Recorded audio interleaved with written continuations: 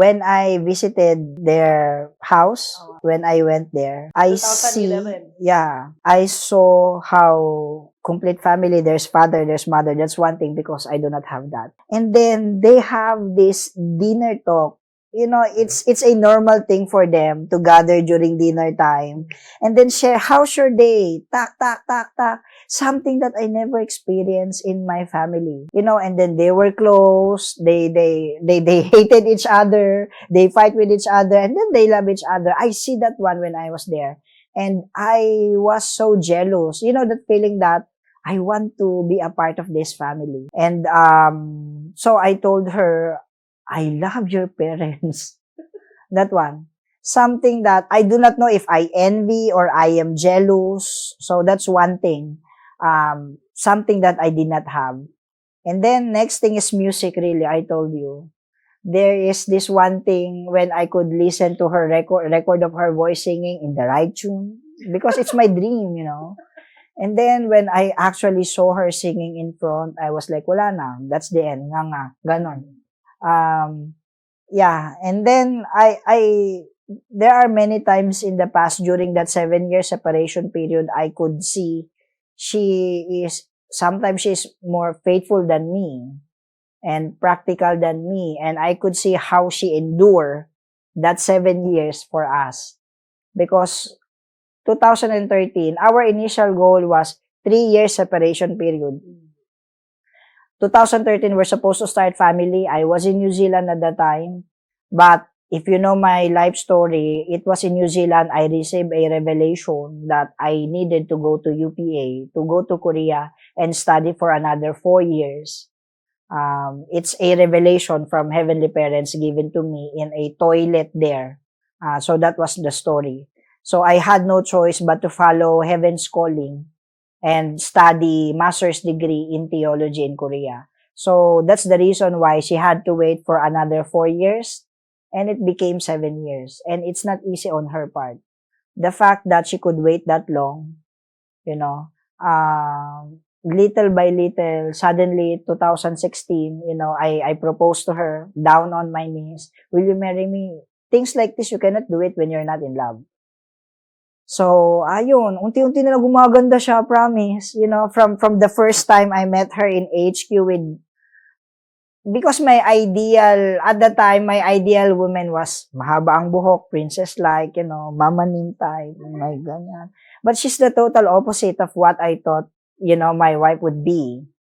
She's very strong, you know, not the submissive, but she's subjective type, you know, like a tiger, that one. So, but I think because of this, I kind of little by little fell in love with her until now. I think God gave us seven years. It's a period for both of us to mature also. I remember common problem of the multicultural family sometimes.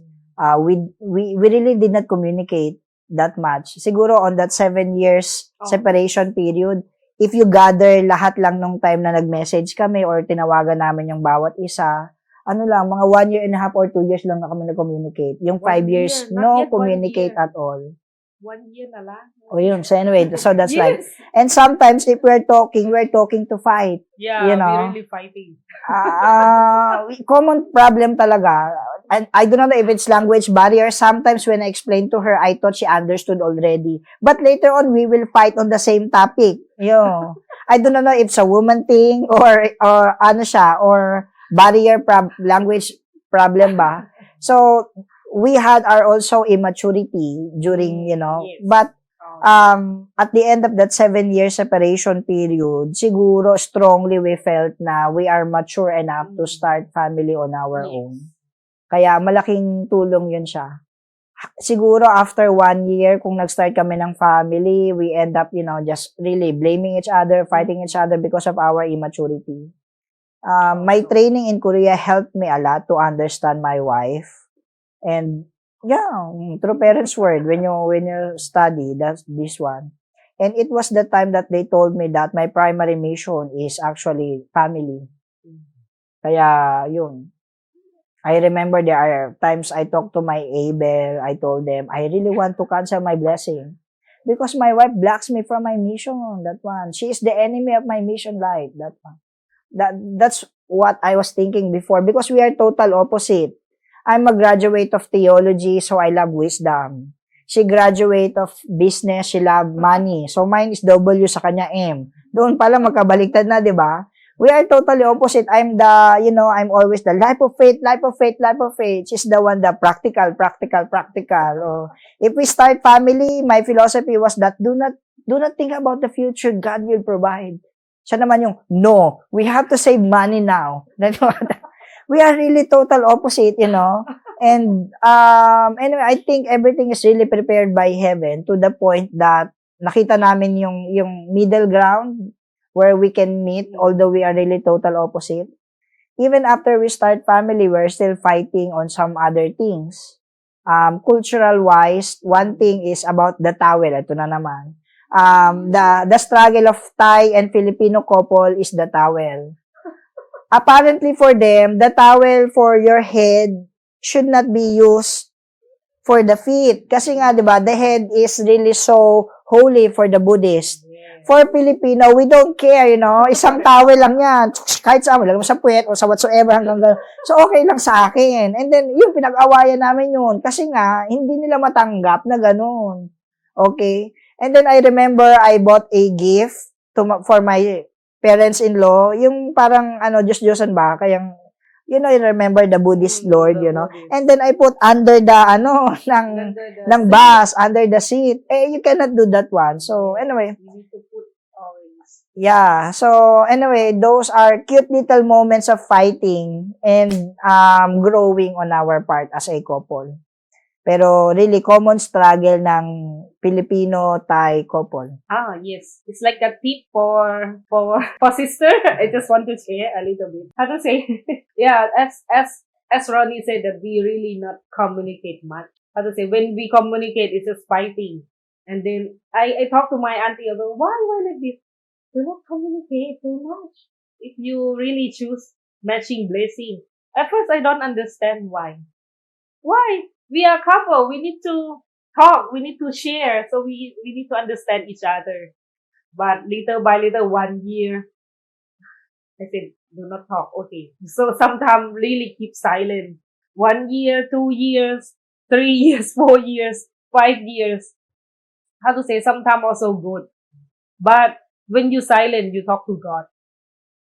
So this one, I want to share with the sister.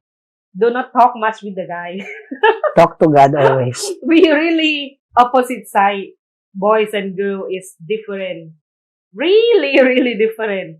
So when you don't understand, you just talk to God and then maybe a blessed family or senior, like your brother and sister that you can trust or you ask for suggestion. I think that one is better to talk and then keep fighting because we are really different country, different tradition, different culture, different language, of course, everything. And one more thing we have to consider is family background. Yes. You know how I explain, one thing that I envy with them is their dinner talk because they used, to share everything, to talk in their life. Whereas in my case, never that happened in my life. So I never get used, to share kahit hirap na hirap ka na, your struggle so much. I never open it to her kasi nga yun yung upbringing ko. And then one thing that she really changed on me nung in this relationship is my sense of communication. Until such time when we start family and then when I go for mission outside the country or I go for NGO purpose outside the country, I could not last a day without talking to her or sending her message. To that extent, nagbago ako and nag-improve talaga ako because of this relationship. So, yun, it matters to consider those things, even family upbringing also, para maintindihan mo yung spouse mo. Kasi, nakakaganon siya. Yeah, you cannot understand why it's like that. But if you could talk to God perhaps or step back a little bit and then think, ano ba yung background? do not judge your wife or your husband at that moment of, venting or yung angry ka. Step back and then look back. Bakit siya ganito? Bakit ganon? Ano ba yung background? Saan ba siya nanggaling? It really matters to really understand your wife. Oh, most fulfilling about married couple? For me, personal transformation, marami rin sa akin yung there are things that really transform me or change in me. One thing, as I said, is communication. I barely communicate to the people. I even open it up to her na kapag nagagalit kami, I'm the type of, do not show your face to me. Yun. Allow me to, somehow, I need to overcome this rage inside me. I need to go out somewhere, and then I can overcome. But she's the one, no. We have to talk right here, right now. Ganon yun siya. Alam mo yung, gusto ko naman nung talk, pak! Ganon. Siya naman, we have to talk right here and right now. Sometimes we learn to be in the middle ground. I remember there are times I pack my bag in the luggage, go out in our condo, and then bumalik din naman ako, and then I talk to her, that one. There are times also that she adjusts. She gave me space. She gave me space that she know if I'm really, that one, and then she gave me space like that. And then there are times also that I surrender. Kapag gusto niya mag-usap and then we talk. There are times that my pride gets in the way, that I do not want to show to her how weak I am, how, sometimes when we are talking about money, and then, especially pag wala akong pera, I do not want to look down myself more. I'm so uncomfortable with talking about finances right now because I look so down as a man. Parang hindi na ako lalaki, na wala na yung pride ko, ganun. So, yun, I want to step back and then move. It's a matter of really, finding the middle ground for husband and wife. And na-realize ko yon as I mature into our relationship. One of the big transformation also, as I said, I learned to communicate with her na hindi kompleto yung araw pag nasa ibang bansa ako without texting her or video call to my daughters. One thing that I really inherit from their family. I think that's the best one na I'm so thankful with her parents for showing us a good example on communication. May pinanghuhugutan ako, something na kaya naman pala. Kasi wala sa family kong gano'n. Okay, that's on my part. About what's fulfilling about our relationship, except I'm romantic. And she's not. That's really my... Yeah, that I told you. When he tried to attract me, do you love me? It's so hard to explain to him how to say, because I'm really determined that I don't care. Okay, I just matching, blessing. Okay, right now, marry. I have God. How to say? I love him, but I don't know how to express. I think I don't know how to. Yeah, I'm not this kind of people. I don't know. Anyway, total opposite kasi talaga kami. Yes. My love language is showing affection. Yan, romantic, surprises, and touch. That's my love language. Her love language is to cook. Her love language is money, security. I think for me, ganun yung fulfillment niya. Medyo hindi kami, ibang page kami. Kasi nga, sometimes I'm really thinking, kailan ako iso-surprise nitong ganon. I'm really expecting at least even 10% of romantic DNA I hope she could have. But wala talaga eh. Sometimes she would ask me, what's the gift you want? And then I told her, and then she will buy that one. And then, so, no more surprise. For me, lagi kasi ako may surprise sa kanya eh. Ganun. Because of course, romantics. Romantic proposal. Oh, no. Yeah, I can say. Because in Thailand, you tell them. How to say, if you love each other, it's like really common. Normal people do not do that. You just hold hands and then go to parents that we are love to each other, blah blah blah blah, talk like that. But in here, like, you need to propose so really like a Western, right? So in Thailand, if proposal is kind of celebrity, something like that, that famous people. At that time, it's not normal even in our church. I'm not sure Oh, if I really? am the first person in the Philippines who do proposal for matching. But, wala na, in love ka na eh, ganon. Pinalano lahat-lahat in IPLC. Yeah, of course. And then when we meet each other, he know how to romantics. That's why he knows how to approach me. Like how to say, she will like me, something like Yeah. that. We were fighting. I went to Thailand with the big stuffed toys and a flower, those kind of Really big gesture. bear. And then I'm so shocked because I'm so shy in Thailand. No one will do like that. But in here, I can see. Yeah, in here, I can see, right? Level S yung effort ko sa kanya, ano. Yeah, so proposal, what else? Something that I like Filipino culture also, that whatever happen, they will sing, they will happy, they will not complain, even though no electricity, brown out. But they still keeping singing karaoke. Like no one thinking, why brown out? Why it's until now? What time already? Why the electricity not yet come? But if in Thailand, like they will counting of, and then angry. But here, like, yeah, everyone just okay, just happy, just singing or do something like nothing. Yeah, I like also sometimes. I think this is Filipino culture, and then not thinking too much. You just do whatever you want. How to say? No need hate, no need put. Simple life. Some something that I like in him. And then what else? I give you beautiful daughters, of course.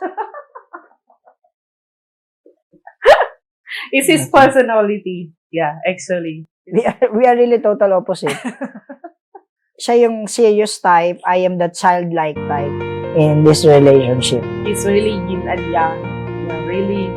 I don't know also So hard to explain na. how to match at us. How can they know the opposite thing to be one?